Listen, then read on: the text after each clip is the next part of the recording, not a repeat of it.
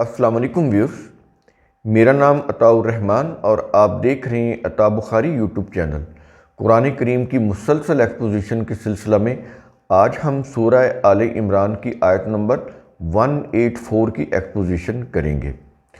سابقہ آیت میں بات چل رہی ہے جیوز سے متعلق، تو اس میں یہ کہا گیا کہ وہ لوگ جنہوں نے کہا، یعنی یہ جیوز سے متعلق کہا جا رہا ہے کہ بلا شبہ اللہ نے ہم سے عہد لیا ہے یہ کہ ہم کسی رسول پر ایمان نہ لائیں یہاں تک کہ وہ رسول ایسی قربانی لائے کہ آگ اس قربانی کو کھا جائے۔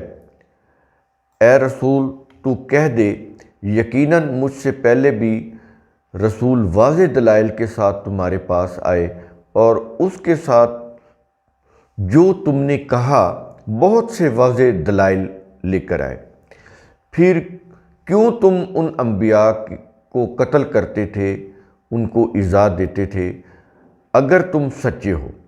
یہ چیز ان سے نبی کریم صلی اللہ علیہ وسلم کی زبانی کہی گئی، ان سے سوال کیا گیا جس کا ان کے پاس پھر کوئی جواب نہیں تھا۔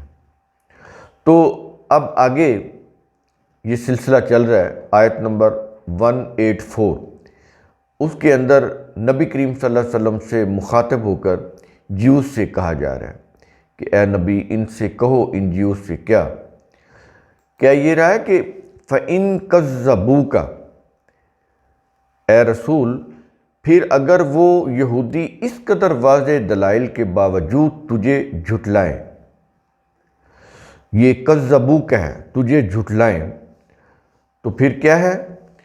آگے کہہ رہا ہے کہ فَقَدْ كُذِّبَ رُسُلٌ مِّن قَبْلِكَ، تو یقیناً تجھ سے پہلے بھی اسی طرح رسولوں کو جھٹلایا گیا۔ لہٰذا جیوز کی طرف سے انبیاء کو جھٹلانا کوئی نئی بات نہیں ہے، یہ چیز اس میں کہی جا رہی ہے۔ اور آگے کہا یہ جا رہا ہے کہ جاؤ بالبینات والزبر والکتاب المنیر، وہ انبیاء بھی جو پیچھے گزر چکے اور جن کا یہ انکار کرتے رہے جیوز، تو کیا یہ رہا کہ وہ انبیاء بھی جاؤ آئے، اپنے ساتھ لائے، کیا؟ بالبینات، واضح دلائل۔ اب ترجمہ کیا پڑا واضح معجزات۔ ہم نے پہلے بھی آپ کو سمجھایا کہ اس طرح سے آیات کے الفاظ کے میننگ بدل کر اس کے اندر پھر معجزات، کرامات اور کرشماتی روایات داخل کی گئیں۔ تو بینات ہوتے ہیں واضح دلائل جن کا انکار ہی نہ ہو سکے۔ تو کہہ رہا ہے کہ وہ انبیاء اپنے ساتھ لائے، کیا؟ واضح دلائل۔ اور دوسری کیا چیز بتا رہا ہے؟ والزبوری، زبوری کا مطلب ہوتا ہے تحریری احکام، ریٹن ڈاکومنٹری، وہ تحریری احکام ساتھ لائے۔ ظاہر ہے کتاب تو ڈاکومنٹری ہے نا، ریٹن بک، تو اس کے اندر وہ تحریر تھے، وہ احکام، تو وہ واضح احکام، تحریری احکام لائے۔ اور آگے تیسری چیز کیا بتا رہا ہے؟ والکتاب المنیر، اور روشن کتاب۔ تو یہ تین طرح سے چیزوں کو بتا رہا ہے، واضح کر رہا ہے کہ بینات، زبر اور کتاب یہ اپنے ساتھ لے کر آئے۔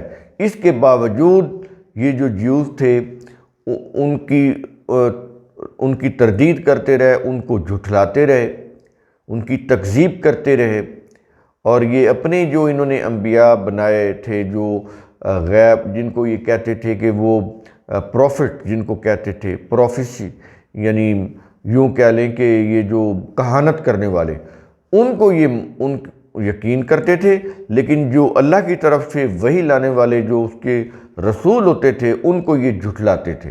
تو یہ اس آیت کے اندر جیوز کا مائنڈ سیٹ، ان کی ذہنیت، ان کی سوچ بتا رہا ہے کہ یہ کرتے کیا رہے تھے انبیاء کے ساتھ، یہ ان کو جھٹلاتے رہے، وہ جو کچھ لے کے آتے تھے اس کی بھی تکذیب کرتے تھے، اور پھر اپنی طرف سے یعنی جھوٹی باتیں بناتے تھے کہ اللہ نے ہم سے عہد لیا ہے کہ اگر کوئی رسول تمہارے پاس آئے اور جب تک وہ ایسی قربانی نہ لائے جسے آگ کھا جائے، تم اس کے اوپر ایمان نہ لانا، یہ اللہ سے منسوب کرتے تھے کہ اللہ نے ہم سے عہد لیا ہوا ہے۔ تو یہ اپنی طرف سے باتیں بنا کر اللہ سے منسوب کرتے رہے تاکہ دلیل دیں ان انبیاء کو کہ ہم تمہارے اوپر کیوں ایمان نہیں لا رہے، جو تمہارے پاس جو تم کتاب لے کر آیا ہو اللہ کی، ہم اس کو کیوں نہیں مان رہے؟ اس لیے کہ تم ایسی کوئی قربانی ہمارے سامنے نہیں لا رہے جس کو آگ کھا جائے۔ تو یہ تمہارے پاس کیونکہ یہ معجزہ ہی نہیں ہے، اس لیے ہم تمہارے اوپر یقین ہی نہیں کرتے۔